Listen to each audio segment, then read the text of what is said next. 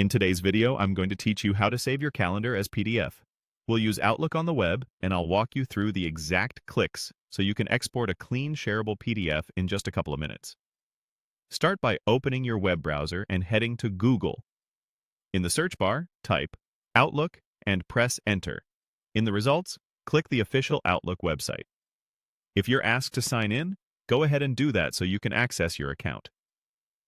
Once Outlook opens, look to the left sidebar and select the calendar icon. This switches you from mail to calendar, which is where we'll create the PDF.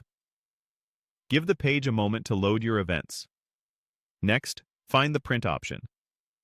Depending on your screen size, it may appear at the top right of the calendar or inside a menu with 3 dots. Click Print to open the print preview window. This preview is helpful because it shows you exactly how your calendar will look before you save it. In the preview, look for the View setting. This tells Outlook which layout to use. Choose the layout that fits your needs. Day gives you a focused schedule for a single day. Week shows the full week. Work week shows just your working days. And month is best if you want a high-level overview. Think about who will read the PDF and what they need to see. For example, a work week view is great for team handoffs, while a month view is perfect for planning ahead.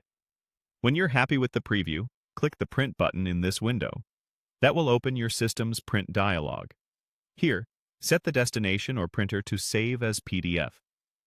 On some computers, it may be labeled slightly differently, like Microsoft Print to PDF or simply Save as PDF, but the idea is the same. You're creating a PDF file instead of sending it to a physical printer. Before you finalize, you can make small adjustments in the same dialog if needed, such as switching between portrait and landscape or checking margins so everything fits neatly. Landscape often works well for weekly or monthly views. Now click Save. Choose a folder you'll remember and give the file a clear name like Team Calendar, March, or Week 12 Schedule. Then confirm.